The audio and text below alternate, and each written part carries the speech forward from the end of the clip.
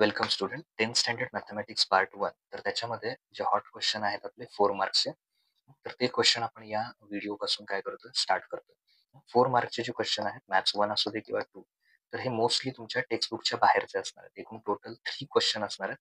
3 out of तुम्हाला किती solve करायचे आहेत? एनी 2. कुठलेही 2 सॉल्व्ह करायचे आहेत. एनी 2. 4 मार्कचा एक, असं 4 2 जा किती होणार? 8 मार्क्स. जरी हे 8 मार्क्स असले तरी हे मिळवणं थोडंसं चॅलेंजिंग आहे. कारण जसं मी सुरुवातीला सांगितलं, टेक्स्टबुकच्या बाहेरचे जे क्वेश्चन आहेत आणि थोडंसं चॅलेंजिंग क्वेश्चन याच्यामध्ये येतील. त्यामुळे या क्वेश्चनचं प्रिपरेशन तुम्ही चांगल्या प्रकारे केलं तर याचा तुम्हाला नक्कीच फायदा होईल 40 आउट ऑफ 40 मिळवण्यासाठी. मॅथ्स 2 चे पण आपण बघणार आहोत. प्रत्येक टाईपचे आपण क्वेश्चन आपल्या व्हिडिओमध्ये बघणार आहोत. ओके. तर 4 मार्क्सचे क्वेश्चन या व्हिडिओमध्ये आपण 1 to 4, कारण हे लेंदी असतात क्वेश्चन, त्यामुळे व्हिडिओ खूप मोठा होतो.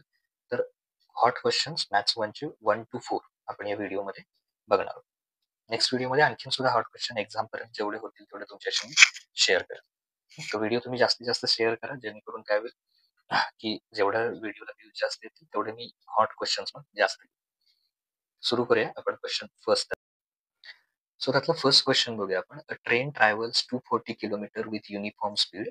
If the speed of train is increased by 12 kilometre per hour, it takes 1 hour less to cover the same distance. Find the initial speed of train. एक ट्रेन किती डिस्टन्स कव्हर करते? 240 kilometre. त्याचं असं uniform म्हणजे एक fix speed आहे त्या ट्रेनचं, की जे चेंज होत नाही, आणि त्यानं 240 किलोमीटर काय केलं, डिस्टन्स कव्हर केलेलं आहे, युनिफॉर्म स्पीड. आता एक कंडिशन दिली आहे. समजा असं केलं असतं आपण, if speed of the train is increased by 12 kilometre per आवर.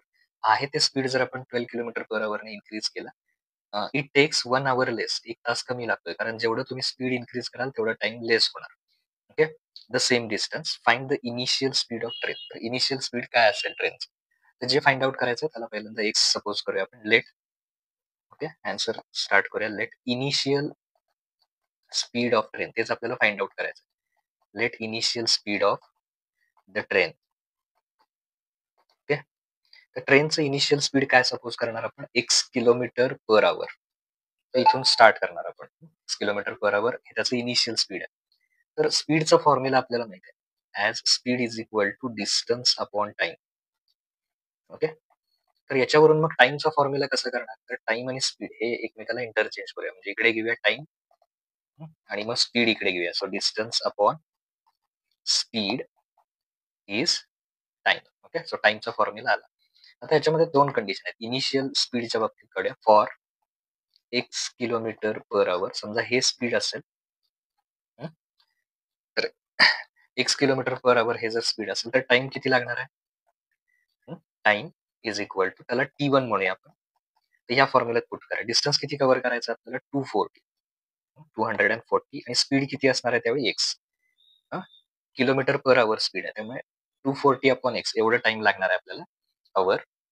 आता समजा आपण स्पीड इन्क्रीज केलं, म्हणजे x प्लस 12 किलोमीटर पर आवर, कारण का त्यात कंडिशन दिलेली आहे आपल्याला, की जर स्पीड काय केलं आपण 12 किलोमीटरने इन्क्रीज केलं. आधीचं किती होतं? x होतं, त्याच्यामध्ये 12 ऍड करायचे. असं जर असेल सेकंडसाठी, तर त्यासाठी टाइम समजा आपण घेऊया t2. तो काय होणार? 240 अपॉन x प्लस 12, ओके, आवर एवढा होणार. आता जसं मी सुरुवातीला सांगितलं, जेवढं स्पीड इन्क्रीज कराल तेवढा टाइम लेस लागणार. म्हणजे हा टाइम काय असणार आहे? ग्रेटर नंबर येणार काहीतरी. एक्स मध्ये आहे, त्यामुळे तुम्हाला कळणार नाही कुठला ग्रेटर कुठला स्मॉल. तर बघा, ज्यावेळी इनिशियल स्पीड आहे ते टाइम जास्त लागणार, कारण आता इथं आपण काय केलं? स्पीड इन्क्रीज केलं, त्यामुळे टाइम काय होणार? स्मॉलर नंबर येणार. Okay. So greater number T1 असणार आहे, स्मॉलर नंबर T2 असणार आहे. आता आपण त्या दिलेल्या कंडिशनवर एक इक्वेशन घेणार आहे. बाय गिवन कंडिशन, असं लिहूया. Bye given condition. तर दिलेली कंडिशन काय आहे? जर का आपण स्पीड इन्क्रीज केलं तर जे टाइम लागणार आहे ते 1 hour लेस, 1 तासानं कमी होणार आहे टाइम. मग इनिशियल टाइम किती लागलेला? 240 अपॉन x हा ग्रेटर आहे. त्याच्यातून आपण हे दुसरं टाइम मायनस केलं. स्पीड वाढवल्यामुळे टाइम कमी लागणार. ते जर मायनस केला, कितीने लेस होणार आहे? 1 ने. म्हणजे दोघांमधला डिफरन्स किती असणार आहे या दोन टायमिंग मधला? T2 minus T1. Sorry, T1 minus T2 किती येणार आहे? 1. हे नाही लिहिलं तरी चालेल, पण हे लक्षात ठेवा. दोन्ही मधला डिफरन्स किती आहे? 1 आहे. डायरेक्ट इक्वेशन घेतलं तरी चालेल. तर याच्यातून काय करणार आपण? 240 कॉमन घेणार. ओके. 240 कॉमन घेतल्यानंतर इथे कोण राहिला? 1. कारण पूर्ण 240 कॉमन काढला, त्यामुळे काही नाही म्हणजे 1 घ्यायचं. इथून सुद्धा 240 कॉमन घेणार आपण, म्हणजे 1 घ्यायचा. तर x + 12 इज इक्वल टू 1. आता हा जो मल्टिप्लाय 240 आहे तो इकडे येऊन डिवाइड होईल, म्हणजे 1/240 असं होईल. मल्टिप्लायचं काय होईल? डिवाइड होईल. इकडे काय राहिलं मग? 1/x, okay, 1/x minus 1/x + 12 हे राहिलं ब्रॅकेट. त्या 240 ला इकडे आणलं आपण. आता इथे तुम्ही डायरेक्ट सबट्रॅक्शन करू शकत नाही, तर काय करायला पाहिजे? डिनॉमिनेटर सेम करायला पाहिजे, म्हणजे क्रॉस मल्टिप्लिकेशन करायचं. 1 × x + 12, 1 × x + 12 किती येणार आहे? तसं as it is x + 12 minus, मध्ये मायनस आहे ते मायनस, आणि 1 × x म्हणजे किती येणार? x येणार. अपॉन मध्ये या दोघांचं मल्टिप्लिकेशन, म्हणजे कुठलं? x × x + 12. ही स्टेप काय आहे? डिनॉमिनेटर सेम करायची स्टेप. अपॉन काय येणार? 240. आता इथे +x ला -x काय होणार? कॅन्सल. मग काय राहिलं बघा इथे? फक्त हा 12 राहिला. ओके. अपॉन मध्ये x × x किती येणार? x². x × 12 म्हणजे किती येणार? 12x is equal to 1/240. 1/240 येणार. आता हे केल्यानंतर हे सुद्धा सॉल्व्ह करायला परत एकदा आपल्याला क्रॉस मल्टिप्लिकेशन करायला पाहिजे. किती करणार? 12 मल्टिप्लाय, हे इकडे लिहूया आपण. 12 × 240. ओके, हे इकडे येणार, आणि इकडे 1 × x² + 12x. तर कुठल्याही नंबरला 1 ने मल्टिप्लाय केलं तर आहे तेच आन्सर येणार, म्हणजे हेच येणार आन्सर. x² + 12x. आणि ज्यावेळी तुम्ही 12 मल्टिप्लाय, ओके, काय करायचं? 12 मल्टिप्लाय हे मल्टिप्लिकेशन 12 × 240, तर त्याचा आन्सर किती येणार आहे? 2880 हे आन्सर येणार.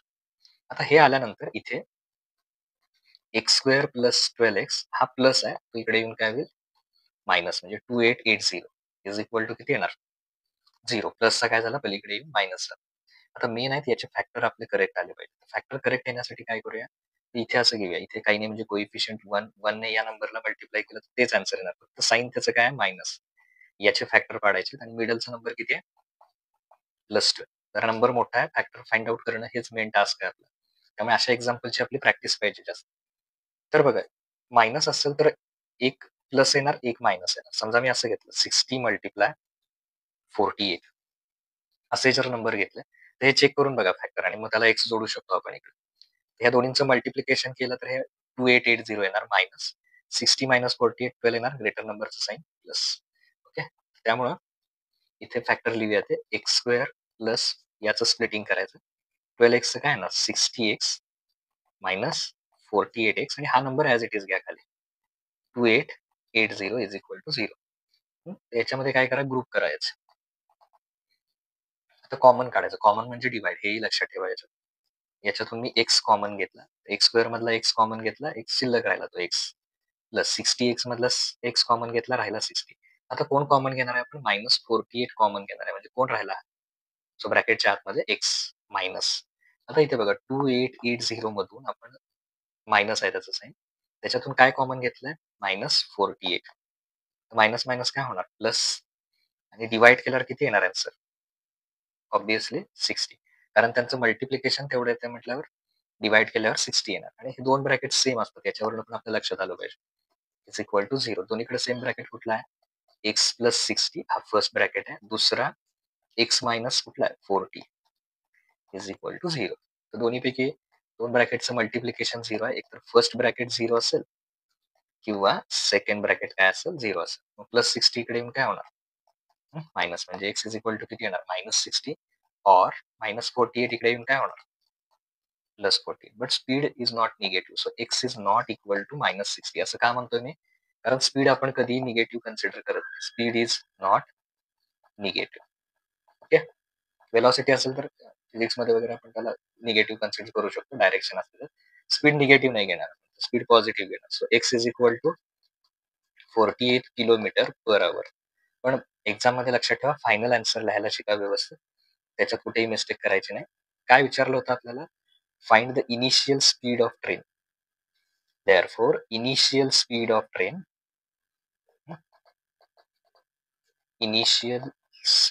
of train is equal to 48 km/h.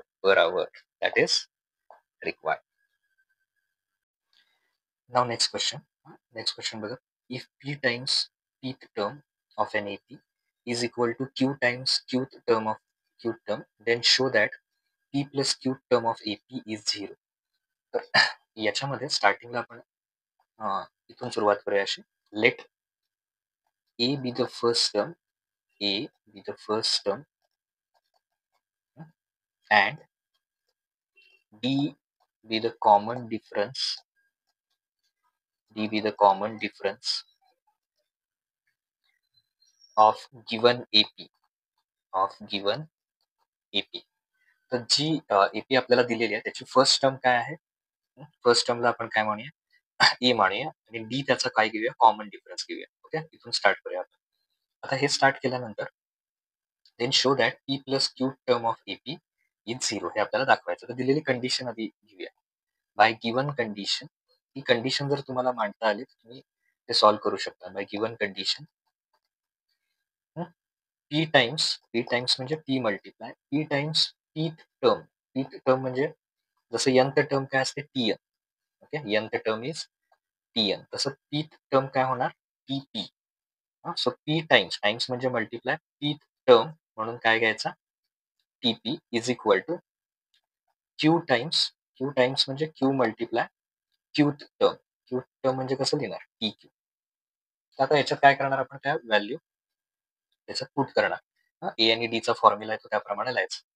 आता इथे बघा p as it is p multiply टीपीचा फॉर्म्युला काय येणार? जसा टीएनचा येतो तसं टीपीचा काय येणार? ए प्लस एन मायनस वनच्या ऐवजी p minus one into d. हा कोणाचा फॉर्म्युला आला? टीपीचा. तसंच क्यू टाइम्स म्हणजे q multiply okay t q. A plus एनच्या ऐवजी फक्त क्यू येणार q minus one into d. हे केल्यानंतर आता आपण इथे काय करणार बघा. पी ने आतमध्ये मल्टिप्लाय करायचं. सो पी मल्टिप्लाय ए केलं तर किती येणार? P multiply A P A येणार प्लस प्लस आहे मध्ये पी मल्टिप्लाय या दुसऱ्या टर्मला करायचं P minus one into D. तसं इकडं क्यू मल्टिप्लाय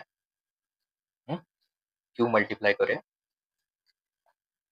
क्यू ने आतमध्ये मल्टिप्लाय करायचं. क्यू मल्टिप्लाय ए केलं तर क्यू ए येणार. याला केलं परत या ब्रॅकेट मधल्या आतलं. So plus Q minus one into D.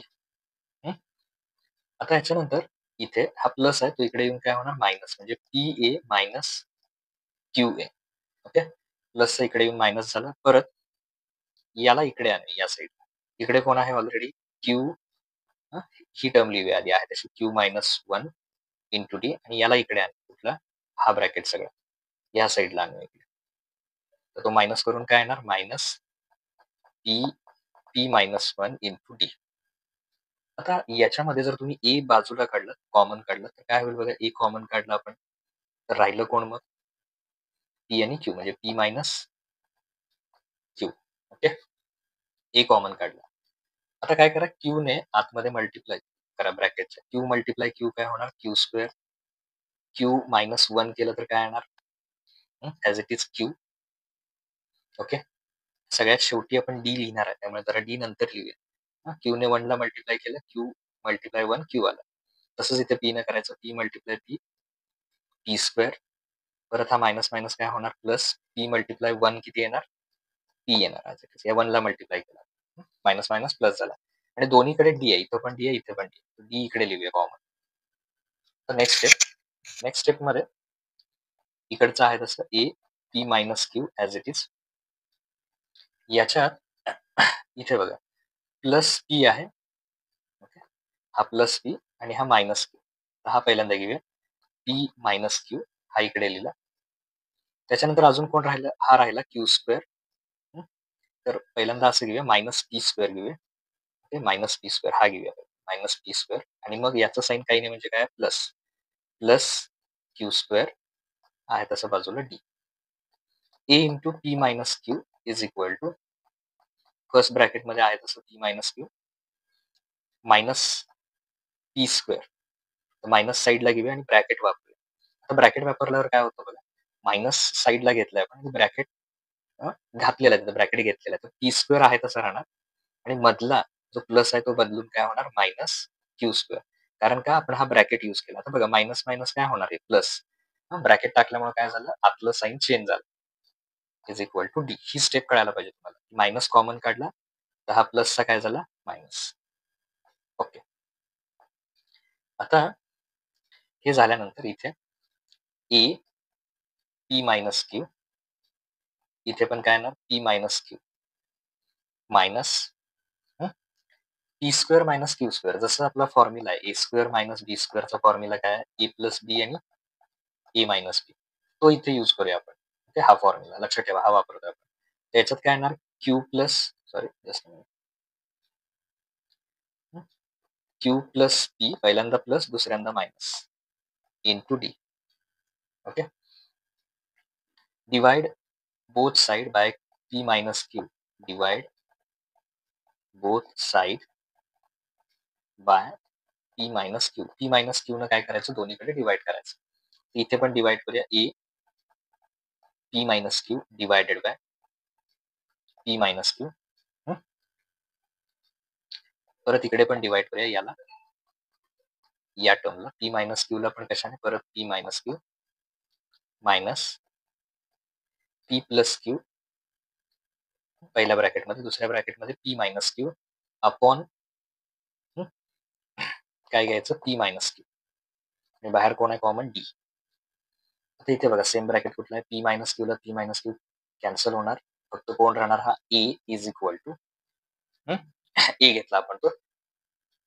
ए ची व्हॅल्यू काय आली बघा इथे सुद्धा काय होणार p मायनस क्यू ला p मायनस क्यू कॅन्सल होणार म्हणजे किती येणार इथे 1 येणार.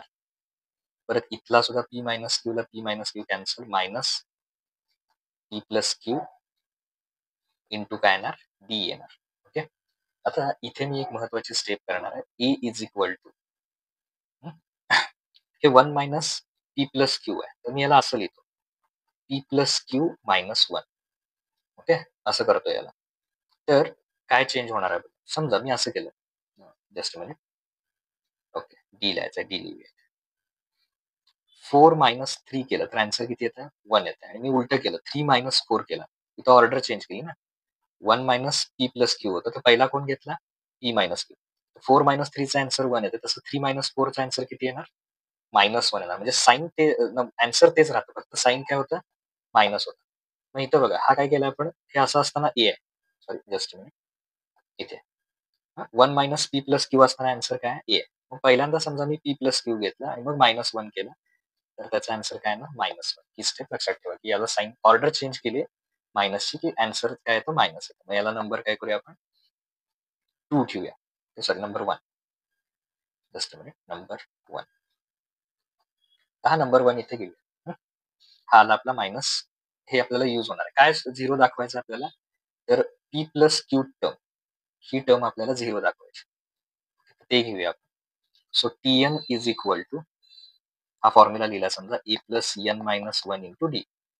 आता काय कुठली टर्म दाखवायची आहे पी प्लस क्यू म्हणजे एन ची व्हॅल्यू काय ठेवणार आपण value of n is p plus q ही व्हॅल्यू ठेवणार. तर ए प्लस म्हणजे एनच्या ठिकाणी पी प्लस क्यू ठेवणार. ए आहे तसा ए प्लस यांच्या ठिकाणी काय म्हटलं मी आता तर पी प्लस क्यू सॉरी इथे फक्त पी प्लस क्यू पाहिजे इथे. ओके, पहिल्यांदा पी प्लस क्यू घेतला मग -1 इथे प्लस घ्या पी प्लस क्यू. त्याच्यानंतर इथे बघा आता इथे यांच्या जागी काय म्हटलं मी p plus q. Okay, p plus q घेतल्यानंतर -1 फॉर्म्युलातला आहे तसं -1 इंटू डी. तर इथे बघा आपण फक्त काय केलं याच्यामध्ये यांची व्हॅल्यू ही ठेवलेली आहे पी प्लस क्यू एवढाच तो बदल आहे. आता ए प्लस जरा हा ब्रॅकेट बघा काय आहे हे पूर्ण आन्सर आणि इथं बघा ओके इथं काय पी प्लस क्यू -1 डी त्याचा आन्सर किती आलेला आहे मायनस ए म्हणजे याचा आन्सर काय झालं -ए. ओके, जसं 5 प्लस -5 किती येणार 0 येणार. तसं ए प्लस -ए म्हणजे आन्सर किती येणार 0 येणार. So p plus q term is 0. Therefore p plus q term is 0 and that is required. हेच आपला आन्सर असणार. ओके, तर हे झालेलं आहे आपलं answer p plus q term आपण काय दाखवलेलं आहे तिथे 0 घेतलेले. Now next question. Bhushan Rao invested 2,50,590 in shares of face value rupees 10 when market value is 250.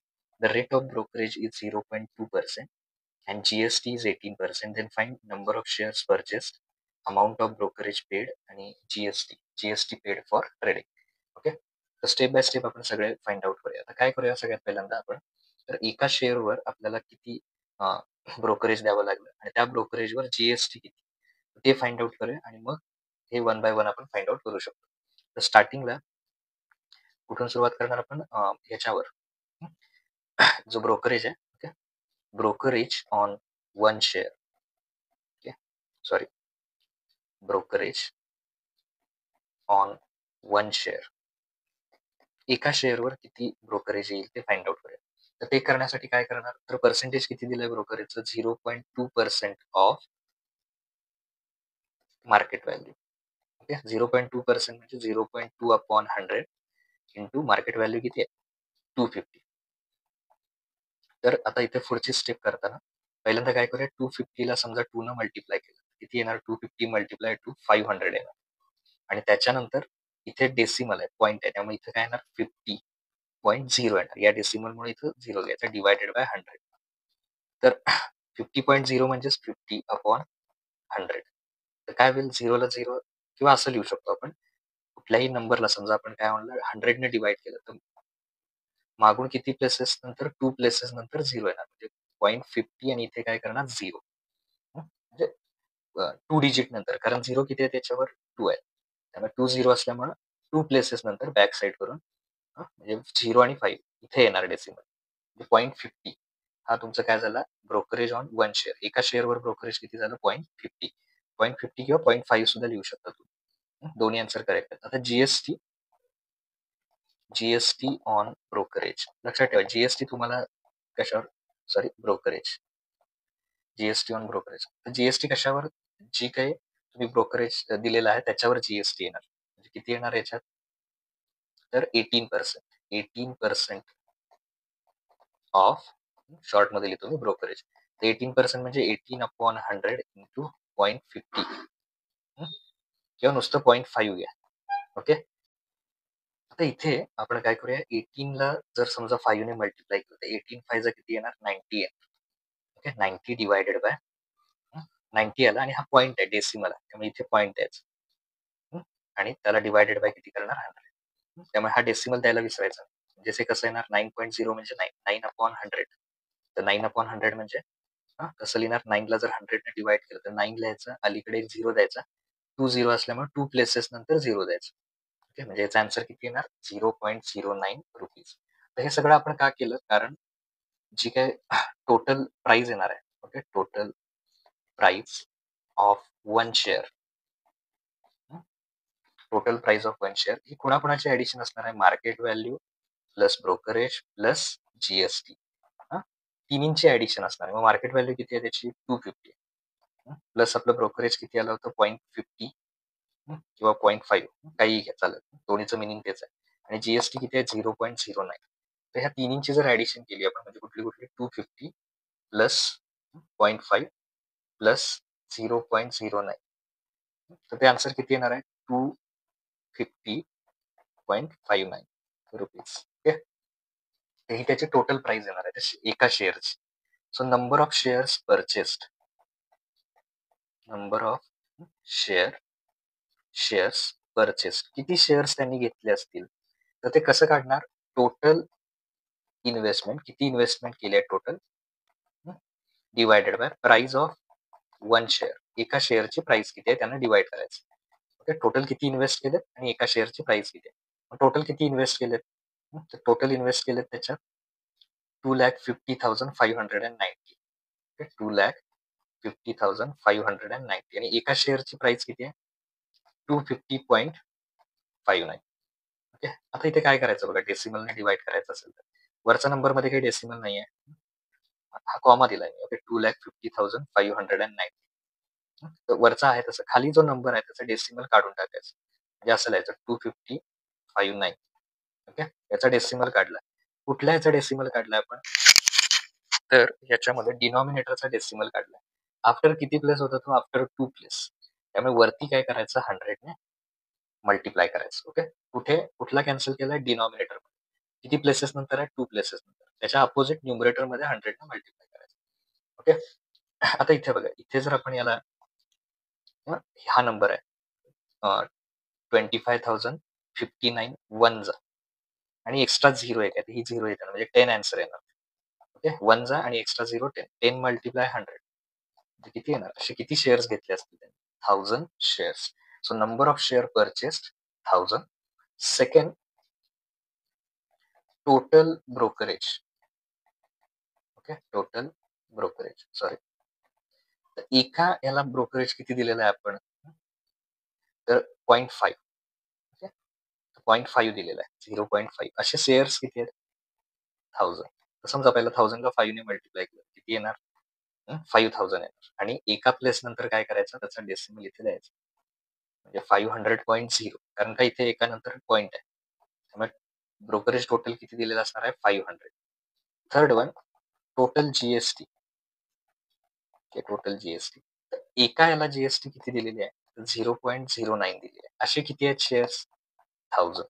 Okay. तर आधी हे मल्टिप्लाय करा. 9 इंटू 1000 म्हणजे 9000 येणार. आणि किती प्लेसेस नंतर आहे? 2 प्लेसेस नंतर म्हणजे मागून 2 प्लेसेस यायचं. 90.0 म्हणजे टोटल जीएसटी किती दिलेली असणार आहे? Rupees 90. Brokerage 500, GST 90. That is required. तर असं हे तिन्ही परत एकदा फायनल आन्सर मध्ये लिहा.